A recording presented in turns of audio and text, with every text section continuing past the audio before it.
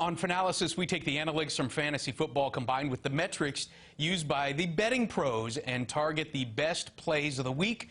For more on that, let's bring in our sports investment analyst from SportsGrid, Jared Smith. And Jared, we talk about the Sunday games here and the Titans. 3-point home dogs to the Ravens. We all know that the Ravens are red hot, but let's not forget, it was just about a month or so ago that the Titans just laid a shellacking on these guys. Yeah, and then not to mention last year as well in the playoffs. So this is the rare, Steve, double revenge spot for Lamar Jackson and the Baltimore Ravens here. And that was a really interesting game a few weeks ago where the Ravens had a lead, the Titans came back, and then, yeah, they ended up beating them in overtime with a really big, a crushing Derrick Henry run, who continues to be the best back in the NFL. I mean, I don't think there's any doubts about that, and I think that's going to be the key for this Ravens defense on Sunday, to be able to control maybe the uncontrollable. Houston hasn't been able to do it this season. No one else in the AFC South has been able to control Derrick Henry. Maybe the Ravens defense, which has been one of the best defenses in football this season, can do it. When I look at this Ravens team, though, I think the offense has finally figured something out. The last few weeks have been very impressive. 6-0 against the spread over their last 6. They're covering by an average of 9 points per game.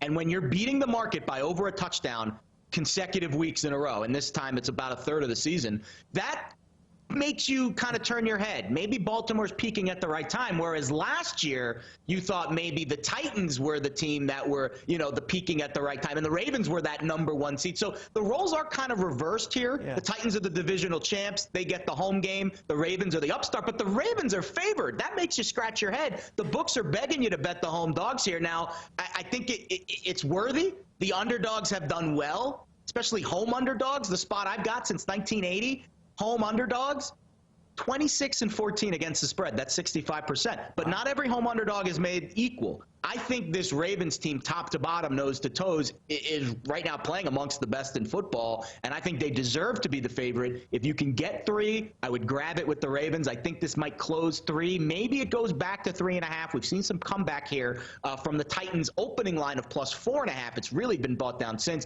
but I think now it's at a point where I'm willing to buy Ravens -3. I get what you're saying about home dogs, but those numbers have to be skewed by the fact that there were fans in the stands in all of those other home games, so that could maybe have an impact. And, I get what the Ravens have done offensively here is the fact that, J.K. Dobbins has kind of come out of nowhere and become a star there, and maybe the Ravens have realized that maybe Lamar Jackson doesn't have to be our main rusher on the offensive side, but you flip it over, and you mentioned Derrick Henry. The guy ran for more than 2,000 yards this year. We all remember what this guy did in the postseason last year. I mean, that in itself has to be a consideration when you look at the numbers here. Absolutely, and I'll be honest. I think if there's one team, it's kind of ironic. We don't really know, Steve, the matchups of the NFL until they happen. Like the playoff matchups. It's not like the NBA or a different sport where you can kind of see the matchups forming in the playoffs the last week or two of the regular season, and a team can start to gear up for that. Like, let's say you're the number 4 or the number 5 seed. You're going to be probably playing each other probably a week or two before the season ends. You can kind of prepare for that. There's none of that in the NFL. We had no idea who was in the playoffs, what the matchups were, until the very last breath. So now you get this Titans team that I think is also playing very good football, but they have holes. They have holes on defense. They have holes on their offensive line. They're not a complete team. Special teams has been a disaster, too, with Mike Vrabel. So I think Baltimore feels the weight of the last couple of seasons losing in the playoffs. I think this is one of those games that if they do lose this game, Baltimore, you can kind of write off Lamar Jackson as someone who's going to be a legitimate star in the NFL at the quarterback position. And you can maybe start to think about where do the Ravens go from here, because they've had such good teams, but they can't win a playoff game. I think this is the spot that they erase that. I listened to some interviews this week. Lamar knows how important this is. I think the Titans have been there and they've had that success, but I don't know if they're going to be able to replicate the Cinderella run they had last year to the AFC title game. This feels like a role reversal kind of game where the Ravens, they should have won the game last year. They didn't play well. They got blown out. They understand. They've learned from their mistakes, and I think they take a step forward in Nashville. Sometimes we have to read between the lines and read between the analytics, and the Titans just strike me as a team that has moxie. So it would be really difficult to look away from the Titans in this one, but I completely get that point of view. Moving on to the Bears here. They're getting 9.5 points in New Orleans. Chicago's offense doesn't look great when you look at the whole of the season, but David Montgomery has found his legs, and that offense is clicking right now. Yeah, they're averaging 30 over their last 6 games. And again, when you talk about sample size, that's almost, that's over a third of the season.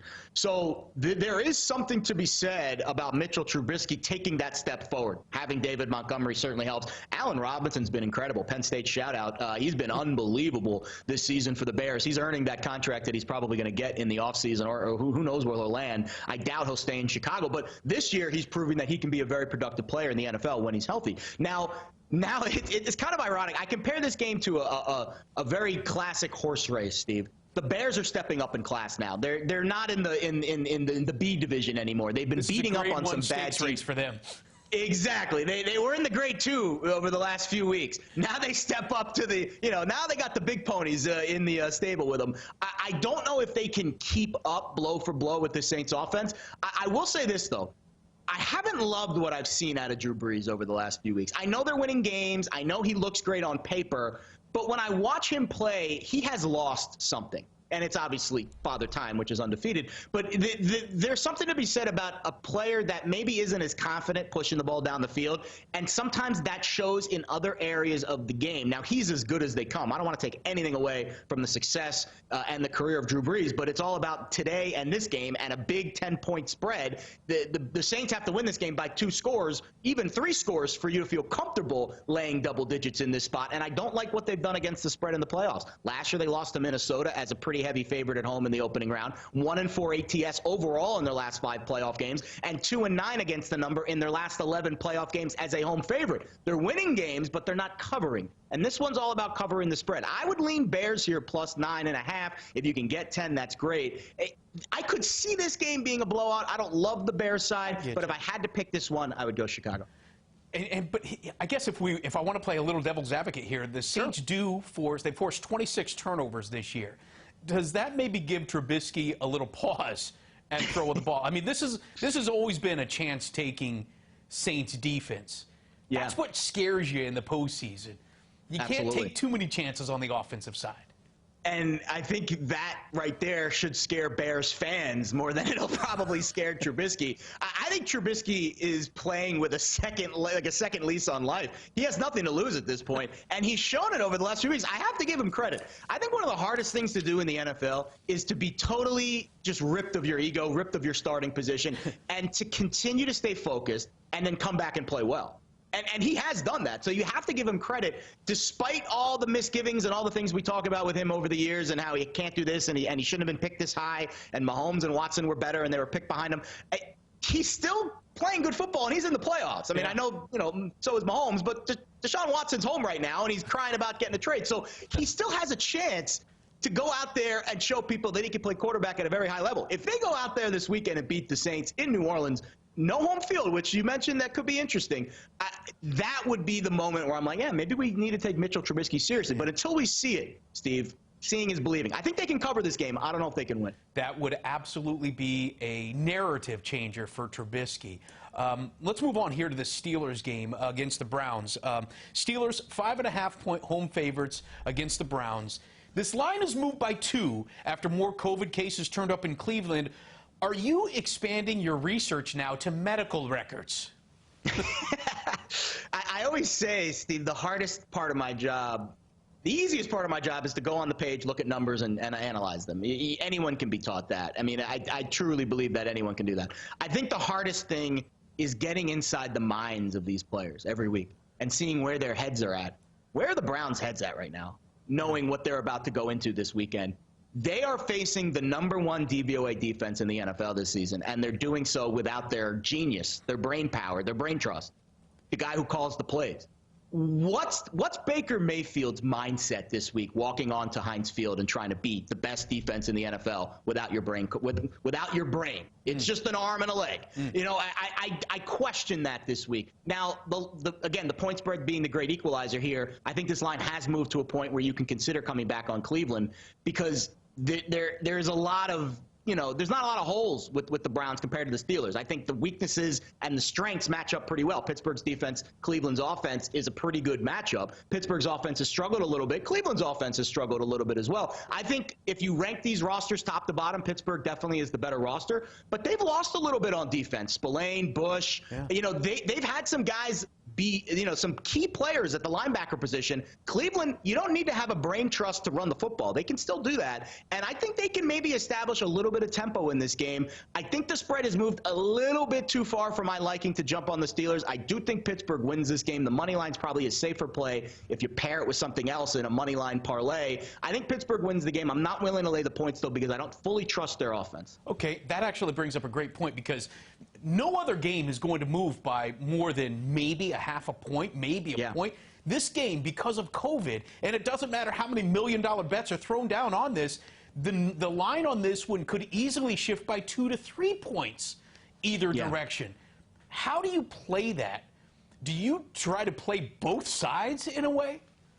In the playoffs, I think it's a great idea. I think the NFL playoffs are unlike any other postseason. Not only is it a one and done, but it is a 1 week and done, where you get the buildup throughout the entire week until the game. Doesn't matter much to the players, but the markets get affected heavily. It becomes saturated, and all of a sudden things that look good, things that maybe are good bets, become bad bets. I think the Steelers 3 or 4 days ago were a great bet. At Monday 3.5, right? Yeah, a phenomenal bet. And now if you're coming back Browns +6, you've got a chance to middle that. I've seen a lot of games land on 4 and 5 this year, especially games between two teams that have played 2 close games already this season. And to me, the NFL markets are not a market that you can beat, but you can manipulate it if you jump in at the right time.